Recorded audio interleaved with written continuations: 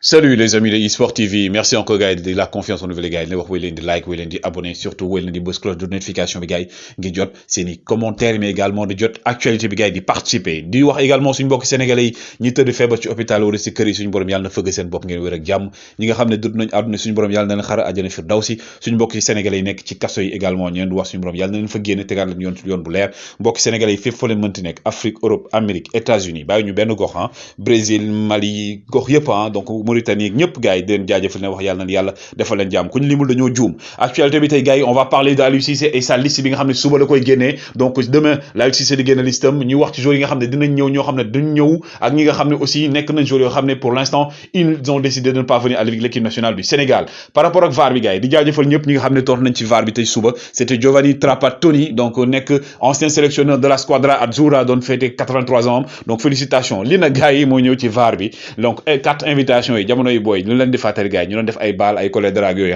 génn leen ngeen wane seen bopp gars yi donc loolu tey laa bëggoon indi pour gars yi ñi fàttali ko par rapport ak VAR bi donc question bi nag kii lay doon kii nekk sénégalais boo xam ne c'est le premier expatrié sénégalais bi nga xam ne rejoindre équipe nationale du Sénégal ñu tuddee ko nag l'attaquant des années 60 nekk koo xam ne c'est un grand monsieur du football gars yi kii kan la par rapport également basketball Stephen Curry gars yi boole moytul play off yi rek ngeen koy gisaat ndax dafa am entorse au niveau du pied gauche rëq la def maanaam benn rëq la am moo tax moom actuellement dina xaw a sori terrain yi li jëm nag gars yi ci équipe nationale du Sénégal wax naa leen ko demain la ci Goodray 10h GMT Aliou Cissé dina joxe listam par rapport ak double confrontation barrage coupe du monde Sénégal Égypte ñu war a njëkk a dem ca Caire ñëw nag joué ci stade Abdoulaye Wade absence yi nag boo moytul ki nga xam ne mooy Mame Baba Thiam c'est presque sûr moom par rapport ak blessure bi mu amoon Mame Baba Thiam boo leen moytul duñ ko gis ci liste bi c'est presque sûr ndax moom clubam la nekkoon mais dafa am blessure boo xam ne c'est une blessure plus ou moins grave boo xam ne da koy xaw a éloigner un peu de temps sur terrain Mame Baba Thiam mi nga xam ne ci coupe d'Afrique bi wanewul 100% parce que également dafa jógewoon ci Covid mais aussi nekkoon première coupe d'Afrique entre autres Mame Baba Thiam bokk parmi les attaquants du Sénégal kii nag di Ibrahima Mbaye moom Aliou Cissé da koy zappé ba ma tuul parce que mam ki nga xam ne mooy Ibrahima Mbaye déjà coupe d'Afrique bi il n'a presque rien montré wane na li mu mënoon mais quand même il était trop juste par rapport aussi li nga xam moom lañ doon xaar ci moom mu nekkoon aussi première coupe d'Afrique am Ibrahima Mbaye donc il sera forcément zappé par Aliou Cissé parce que li tax ñu koy zappé loolu di ngeen ko gis ci kanam mais donc bokk na joueur yoo xam ba ma tuul Aliou Cissé demain il va se passer d'eux même si il est champion d'Afrique Abdoulaye Seck également nga xam ne ci coupe d'Afrique malheureusement ay blessures rek la fa nekk woon il avait des blessures pépins physiques yi éloigné woon ko sax li tax amul temps de jeu avec l'équipe nationale du Sénégal ba matul du ñëw mais le retour de Youssouf Sabaly l'homme donc bi nga xam ne aux multiples fonctions la ci nga xam ne actuellement au niveau du Betis Séville mi ngi fay waree boppam Youssouf Sabaly malheureusement coupe d'Afrique bi il était très juste dafa doon soog a jóge sa blessure moo tax Aliou Cissé woowu ko actuellement mi ngi waree boppam donc côté droit bi on aura Youssouf Sabaly et Bouna Sarr de l'autre côté gauche Saliou Ciss ak ki nga xam ne mooy Ballo Touré Youssouf Sabaly bi nga xam ne il est donc polyvalent mën na jouer côté gauche côté droit un titulaire indiscutable un des hommes forts de Aliou Cissé donc côté droit bi gars yi niveau Sénégal bi dina gën a yéeg machallah le retour de Youssouf Sabaly nga xam ne élément important la pour l'équipe nationale du Sénégal parmi les gardiens xam ngeen ko Gomis dafa blessé Seny Dieng également forfait donc ki nga xam ne mooy Alioune Badara Fati ba matul mooy représenté joueur locaux yi ci équipe nationale du Sénégal le champion d'Afrique mais aussi ki nga xam ne mooy Bingourou Kamara il est pressenti pour ñëw bu fekkee ne woowuñu Seydou Ndiaye Pape Seydou Ndiaye donc Bingourou Kamara mi nga xam ne actuellement mi ngi sa Charleroi ba matul moom mooy ñëw donc pallier ci absence su Gomis ak ki nga xam mooy Seny Dieng ki nga xam ne mooy Boubacar Kamara gars yi donc équipe de France génne nañ seen liste di ngeen ko gis après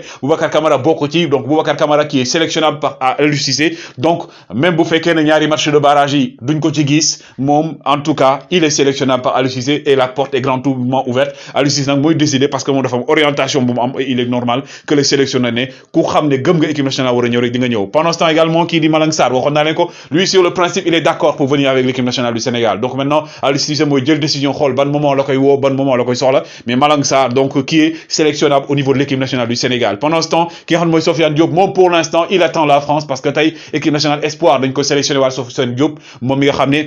il est toujours indécis nga xam ne sélectionné nañ ko donc moom mën na jàpp ne ci ñi Aliou Cissé war a mën a woo sélectionnable c'est Sofiane Diop boo xam ne moom xam incertitude mais Boubacar Kamara ak Malang Sarr à 80% ils vont devenir des joueurs de l'équipe nationale du Sénégal bu ci cat dugul Boubacar Kamara mi nga xam ne il n'est pas encore sélectionné par la France mais Aliou Cissé ligne de conduite la donc ki nga xam ne mooy El Tactico wax na ko ku gëm équipe bi war a ñëw ñu soxla dina la woo parce que moom il ne lésigne pas sur les moyens le meilleur entraîneur de l'Afrique pour le moment Aliou Cissé le stratège El Tactico nga xam ne lu nekk dégg na ko ñëpp xas nañ ko wax nañ ko lu nekk mais il a tenu bon depuis 2015 ba léegi mi ngi équipe nationale du Sénégal moo ñu jox suñu premier trophée continental on l'espère pendant ce temps également ki am problème mooy Walid Halilhodžić ndax moom génne na listam mais liste bi gis nañ ne kii di Mazraoui ak donc Hakim Ziyech bokkuñu si moom nee na convoqué na la ñëwuñu donc loolu dootu ci waxaat parce que ñoom ñaar dañoo am problème ak ki nga xam ne mooy donc kii di Halilhodžić pendant ce temps également Mauritanie demul fenn mais moom dafay am match amical ñu gis ne ki nga xam ne mooy seen nouveau sélectionneur plutôt Amir Abdou donc ancien entraîneur du Comore sélectionneur moom dafa woo équipe bi nga xam ne gis nañ ci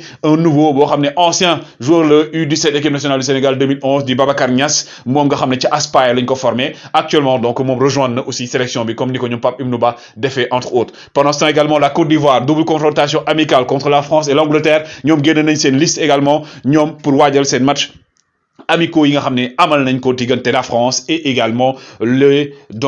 l'Angleterre et pendant ce temps également Southgate génne na moom liste bi ñu gis ne ni donc joueurs yi mu doon woo presque ñëpp la doon woowaat Bukayo Saka entre autres bokk na ci mais également ki nga xam ne mooy Tammy Abraham di def lu nice fa nga xam ne mooy donc ca AS Rome ñu delluwaat si waat na ko ci liste bi pendant ce temps aussi du côté du Portugal avec le Cristiano Ronaldo ñoom seen liste génne nañ ko par rapport également match yi nga xam ne dañ koy waajal Cristiano Ronaldo liste France baa ngi nii nag ngeen gis ne donc kii di Boubacar Kamara bokk ci liñ si mën a nemmeeku également mooy yenn nouveauté yi mooy déjà ki nga xam mooy Nkunku qui va enfin venir en équipe nationale du Sénégal mais également Nathaniel Klaus mi nga xam ne actuellement mi ngi évolué fa nga xam ne mooy ca Lens mais bon Kylian Mbappé mi nga xam ne actuellement il a été élu meilleur joueur de la Ligue 1 de ce mois donc actuellement moom mooy la star montante du football français di ngeen ko ci gis Nkunku élu également meilleur joueur du mois fa nga xam ne mooy ca Allemagne moom dina def également entrée ci liste Ali ki nga xam ne mooy donc Didier Deschamps Nkunku mi nga xam ne mooy joxe maillot bi gars yi war a gagné donc week-end bi dinañ xam ki ñu koy jox Klaus mi ngi nii également le défenseur de Lens moom bi moo nekk première sélection gis nañ ni mu ko feete nekk joueur boo xam ne mi ngi yàgg woon boobu ca championnat de France notamment du côté de Lens il a donc enregistré sa première sélection plutôt Pavard aussi dañ ko sélectionné kii di Didier Deschamps nee na Pavard léegi da koy utiliser comme défenseur mais malheureusement Pavard également dafa am li nga xam ne mooy Covid est-ce que Didier Deschamps da koy bool ci liste wala da koy pallier par rapport ak ñaari rencontres on ne sait pas Saúl Ñíguez également lui gars yi dafa am aussi Covid-19 par rapport à information yu jot le joueur donc l'ancien joueur de l'Atlético de Madrid nga xam ne mi actuellement mi ngi ses Blues de Chelsea li jëm nag ci li nga xam ne mooy Ligue Europa ñii di waa Rennes bu Alfred Gomis ñoom tey dañ leen a éliminé même bu fekkee ne ñoom ñoo dóor ñi nga xam ne mooy Leicester 2-1 mais aller bi dañoo pertoon mais quand même ils sortent quand même avec la victoire pendant ce temps également Monaco qui s'affronte avec Sofiane Diop et Ben Yedder ñoom tey dañ leen kiiwaat dañoo leen tenir en échec même bu fekkee match nul la ñu am ils sont éliminés de l'Europa League et Marseille nekk na actuellement le seul club européen français plutôt bi nga xam ne day dem ci compétition européenne des fa parce que tey ñoom ñoo daal di fekki dóor grâce à 2 buts donc de Under également de Rongier l'équipe donc de Boubacar Kamara de Bamba Dieng mais également de ki nga xam ne mooy donc Pape Alassane Gueye pendant ce temps les Blaugrana le Barça de Pedri et de Aubameyang ñoom ñoo dem fekk ñi nga xam ne mooy donc Galatasaray dóor leen 2-1 avec ce magnifique but de Pedri mi ñuy tëkkaleeg jamono ji ki nga xam ne kenn dootu ko wax de bu Iniesta dafa def tey dañ naan duut paajal gars yi la Pedri def dafa wekki défense u Galatasaray ba nga xam ne dañ leen a mëne woon donc gis ngeen ni mu leen paajale ñoo ñëpp da leen a xaas wiccax leen dugal bi bu magnifique Pedri yi nga xam ne bokk na ci espoir yi nga xam ne moom lañu élire meilleur joueur espoir du monde Pedri du FC Barcelone mi nga xam ne nag depuis ba fa Xavi ñëwee li ñuy perte bëriwut donc Xavi Hernandez l'ancien joueur du Barcelone l'ancien capitaine des Blaugrana moom tey il a amené sa touche au niveau du Barcelone mi nga xam ne mi ngi yéeg nànk donc Pedri bokk na ci pépite yoo xam ne ñoom ñooy ëllëgu football ñooy ëllëgu FC Barcelone et pendant ce temps également beneen joueur boo xam ne lui il est africain il nous vient du Gabon jóge Arsenal ñu presque lañ ko daax parce qu'il est venu gratuit au niveau du fi nga xam mooy FC Barcelone muy Pierre-Emerick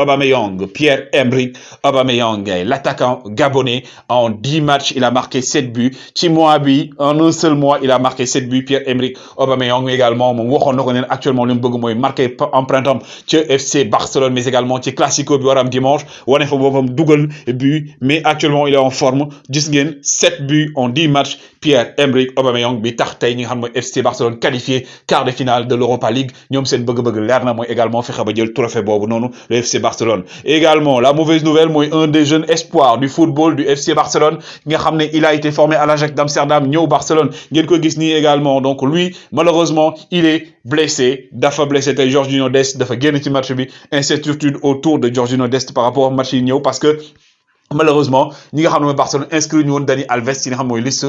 compétition européenne donc actuellement l'incertitude également autour de Marcus Rashford mi nga xam ne moom dafa voyager parce que dañ leen a may temps de repos mu dem Dubaï ne day am temps de réflexion par rapport ak avenir am au niveau du Manchester United selon les informations waa Barcelone ñi ngi koy woo pour mu daal di fay ñëw pendant ça également incertitude autour de Thomas Tuchel l'entraîneur allemand de Chelsea mi nga xam ne Chelsea dañoo am problème financier moo tax ñu naan Thomas Tuchel est-ce que Chelsea na ko mën a conserver notamment bu ñu amee propriétaire bees ba am na ni Barcelone plutôt Manchester United moo ci teg gëtëm pendant ce temps Paris Saint-Germain 20 millions gars yi la ñu perte 20 millions de pertes la ñu enregistré ci la ñu nërmeelu ci 8e de finale yi Ligue des Champions parce que ñoom dañoo prévoir un minimum dem ba quart de finale pendant ce temps également déception du côté du Paris Saint-Germain mooy Neymar mi nga xam ne il n'est que l'ombre de lui-même depuis ba mu ñëwee Paris Saint-Germain ba léegi moom nag def na déclaration nee na moom dafa bëgg prouver que c'est un grand joueur gagner ay trophées ak ñi nga xam ne mooy Paris Saint-Germain tey nag présenté na li nga xam ne mooy dàll yu bees yi nga xam ne moom la waa Puma génn mu nekk nag donc marque Puma yu bees yi donc par rapport ak nouvelle édition bi Neymar qui dit que actuellement moom dafa bëgg wane boppam pendant ce temps également le Real de Madrid la Casablanca am na beneen jour bees ngeen gis ni di Federico moom c'est un ailier bi nekk foofu noonu ci donc Casablanca fi mu ne nii saison prochaine day yéeg ci équipe professionnelle bi nekk ci jeune pépite espoir yoo xam ne Real day compter ci ñoom pendant ce temps également Real dafa signer contrat ak ñi nga xam ne mooy Cisco lépp loo xam ne mooy jëm wàllum connexion wifi internet et tout ñoom Cisco fi mu ne nii dañ ne fi nga xam ne mooy Santiago Bernabéu dootuñu am problème connexion pendant ce temps également trophée des champions gars yi jàpp nañ ko ne Tel Aviv lay amaat donc le 31 juillet dans les normes di nekk boo xam ne ki jël championnat en France ak ki jël coupe de France ñoom ñoo war a daje et également gis ngeen ko moo nekkoon ni daaw waa Lille ñoom ñoo ko gagné woon li nga xam mooy trophée des champions bi donc bii di ñëw kan boo koy gagné Paris Saint-Germain bu qualifié kan lay dajal ci li nga xam ne mooy trophée des champions pendant ce temps également waa Manchester City ñoom ñu ngi waajal seen saison 2 parce que ñoom li nga xam ne mooy donc lii di seen hivernal dañuy dem te États-Unis préparé ci benn partie bi gars yi c'était les informations jaa ngeen jëf